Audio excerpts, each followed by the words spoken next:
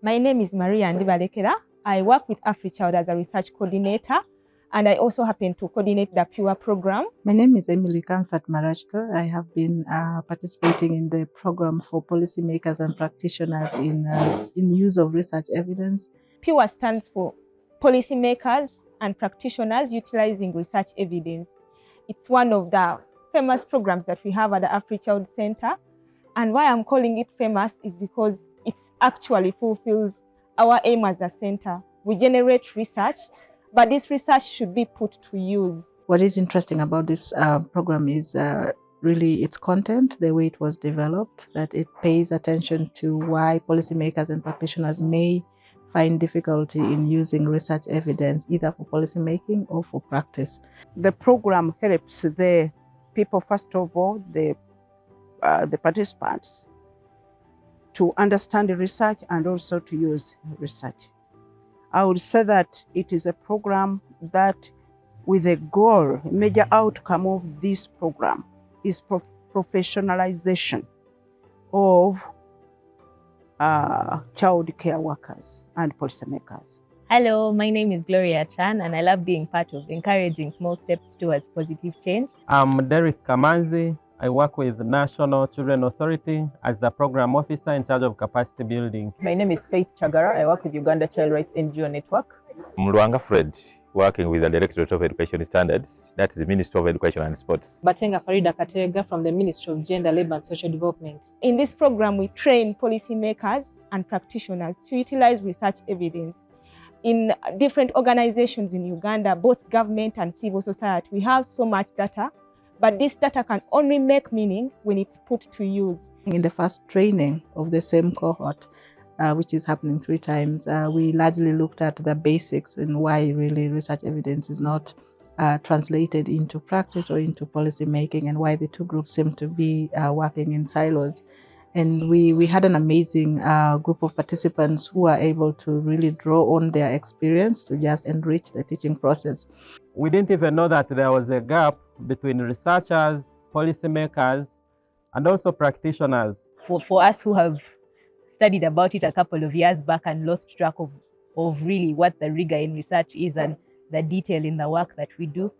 We've been thinking that we're doing research, but when we came here and learnt what a complete research entails, we realized that we've not even started doing research. When I was invited here, I knew really they didn't make any mistake. It's the right choice, because Directorate of Education Standards is dealing with mostly school children. And when you hear of AfriChild, this is exactly what we are talking about. We got to identify problem areas in the kind of work that we do and just delve deeper into it, understanding the problem and walking through what that would look like research-wise. Most of us in our organizations, we might have been having a lot of evidence, but we didn't know the importance of evidence-based planning and programming. We've also gone ahead and learned the importance of basing on facts and evidence to make decisions. So not just making decisions based on our emotions, but using facts and evidence to make different decisions. The biggest one for me is that we have to be able to communicate to policymakers. We have to be able to contextualize our policy messages based on the audience that we are talking to. So I cannot talk to everyone in the same way. Some people will understand there's so many stacks of books. Others need only 1 page. Others need me to break it down to their actual context. So for me to be able to influence policies, I have to be able to structure my information the right way. The facilitation has also been very interesting. As a person who has facilitated in all of these programs, it's been interesting drawing on the experience of the participants to just, break down some of the issues, from challenges of using research evidence to barriers to implementation of policies, and even monitoring and evaluation of policies. In this program, AfriChild, we recruited the second cohort in 2022, and they have gone through 6 months of training. We have had 3 modules, and in these modules, we have had skilling of these people from the different organizations. Whatever AfriChild is talking about, especially their research, evidence-based information is very important, and it is exactly what we also want. Because for every information, we have to base on the evidence that we have discovered in our institutions. With the various knowledge that I've been able to gain in this training, I'll be able to enhance the use of our data, especially at the helpline that we receive in terms of VAC and GBV cases that are reported, to enhance the programming and designing of better programs. It has been a rigorous training. Very intense, I would say, because you get into sessions and you have moments where you're learning about something that you have been doing in your work, and you've been doing it, I would say, not correctly. So the reminder that this is the way that it should be done, it's an awakening. This has come at a right time when Uganda has a policy in place, the National Child Policy, and also the National Child-Focused Policy Research Agenda, which was launched last year. Meaning, with this knowledge, we shall be able to pick among those questions and be able to implement, to create this evidence which will inform policy. And then maybe also I can also add on networking. We've been having a lot of stakeholders here, from practitioners or what. Now we can be able to know who does what. In case of any implementation or anything, you know where to go. I'm very grateful for the opportunity that I had to participate in this training. It's been a really fruitful training. So I'm extremely happy to be part of this AfriChild training. I'm really excited about this because it has a proper area of impact in increasing use of research evidence. I want to encourage our esteemed participants, when you go out back there to your organizations, try to put the skills that you have gotten to use. Teach your friends. Most of us in our pre-training survey, we are showing that we shall put these skills to use by training others. Train others to make use of the research evidence that we have, and make sure that whatever evidence that you gather helps a child in Uganda, because that's the aim that most of our organizations are striving for, to improve the well-being of children. So let our skills be put to use, but our goal should be improved child well-being in Uganda and Africa at large. The InterUniversity program for capacity building in child-focused research started in April 2017, funded by the Oak Foundation. This program brought together faculty or academic staff from 7 universities and tertiary institutions, specifically Makerere University, Uganda Christian University, Chambogo University, Boni University, Uganda Matters University, Gulu University, and the Samnizi Institute for Social Development. In each of those universities, 5 to 7 participants were selected from among the mid-level staff, and these were academic staff who were both teaching and conducting research. And the main goal was to give them the knowledge, skills, and competencies so that they would be able to conduct child-focused research. The second cohort was 2021 to 2022. That was 2 years. So over these 2 groups, or 2 cohorts as we call them, we have trained over 60 mid-level faculty or academic staff. It has been successful because of the cascade nature of the training. The mid-level lecturers, so lecturers and senior lecturers, after getting this knowledge, skills, and competencies, go back to their universities and they cascade the training to the students.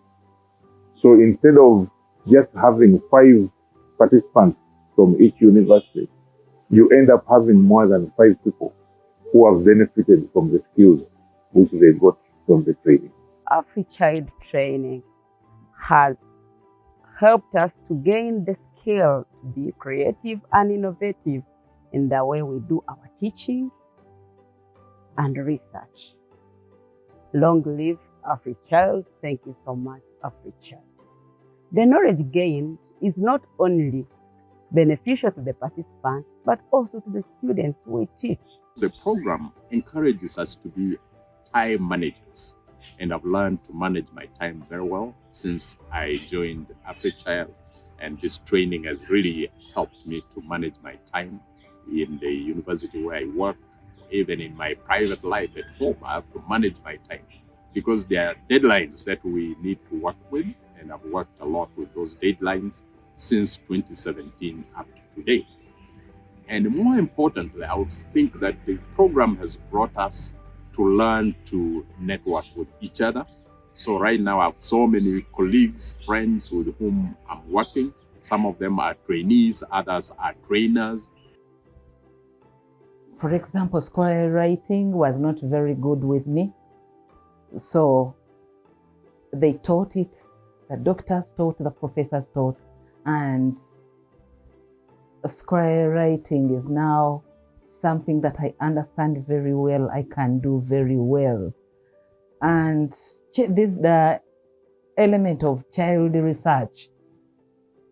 From when I was learning about research elsewhere, I was told children cannot do research. Children, because they are minors, even the way you work with them is different. But this time I got to know that children can even be researchers, can do research with you. And it has worked. My name is Omona Kizito. I'm a lecturer in Uganda Martyrs University, Faculty of Health Sciences. We have had training by AfriChild in InterUniversity research method training, especially in child-focused research for the last 2 years. And I'm here to say that the training has been very, very enriching, especially to us as lecturers. For us lecturers, our major task is to supervise research among students. We are supposed to be researchers ourselves, and therefore enriching us with information has been very, very impactful in our lives. And the knowledge that we have gained from the research method training by AfriChild for this 2 years period has been very, very helpful to us. We have been able to engage with our students, especially those who are interested in carrying out child-focused research. We have been able to build their capacities, and it has been exceptionally good. Greetings to you all, and thank you so much for making time to join us at our second annual conference, where we are really showcasing research and also looking at practice models that can help improve child well-being. I'd like to congratulate all our participants in both our programs that really aim at addressing research capacity in the South. It has always been AfriChild's vision to contribute to developing a new generation of researchers, but also to ensure that research is informing policy and practitioners.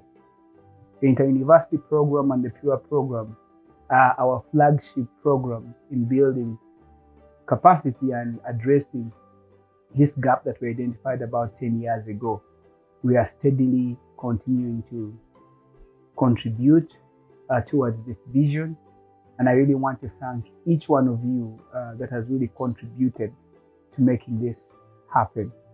I especially want to thank our trainers, our mentors, our facilitators, but also the parent universities that have allowed our participants participate in the InterUniversity program, and also the practitioner organizations that have given us their officers to be part of this training.